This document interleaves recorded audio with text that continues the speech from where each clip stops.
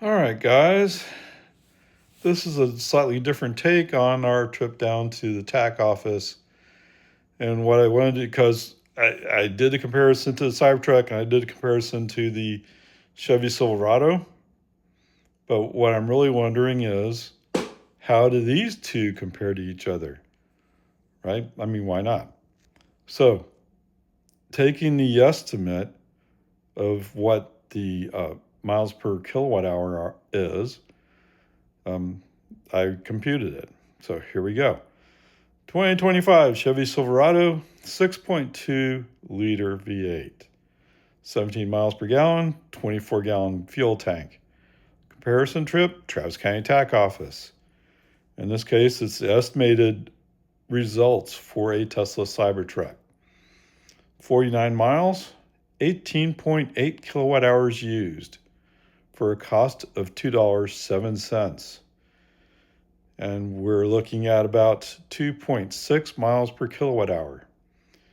Regular unleaded costs, $2.80 or $2.79 if you don't go that way, but I'll use $2.80 for computations. Makes it easier, right? Okay. The trip cost in terms of gas price, 74% of a gallon. Okay, so cost of energy range, 17 miles per gallon times 74% works out to 12.5 miles. The good news is you made it up on the 1431. In fact, I think you're probably just a mile outside of Jonestown, if I remember it right.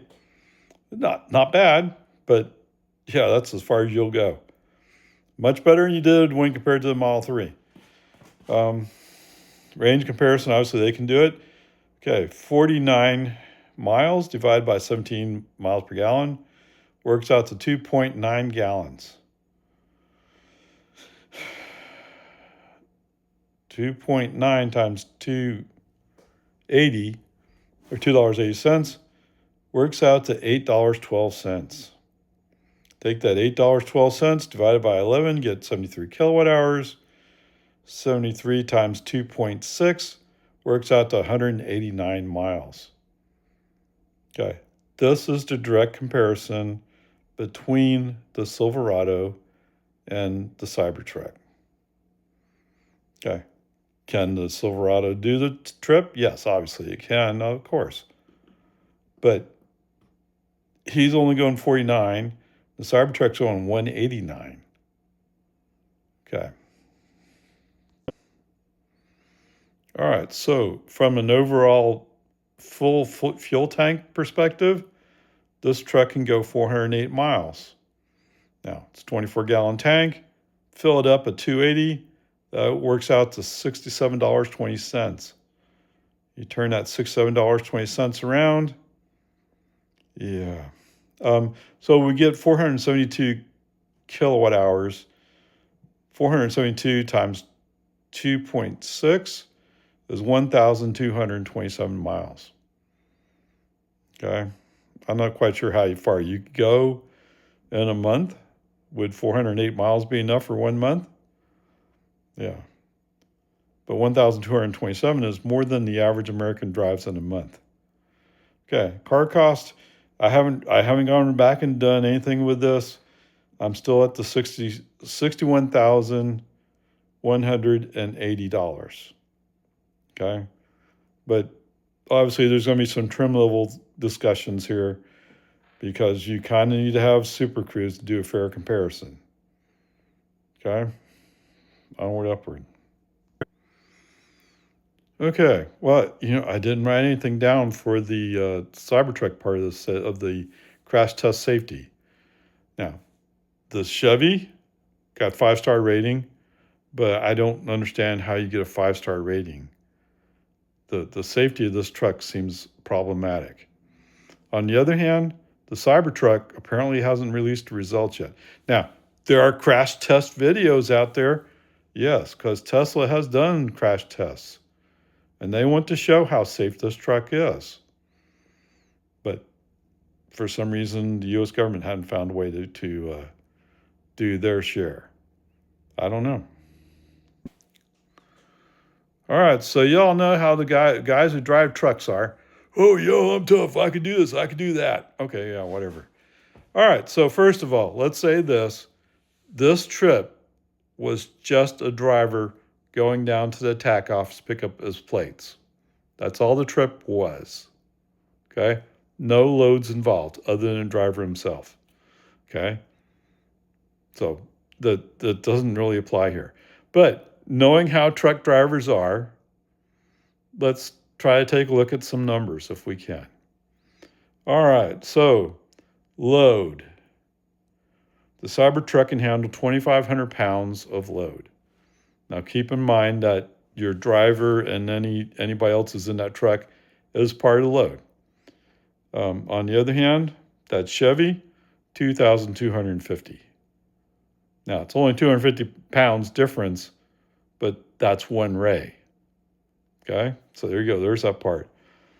Towing capacity, Cybertruck, 11,000 pounds. The Chevy, 13,200. So he can pull more load. Interesting. The bed length, oh my goodness. Those numbers are small.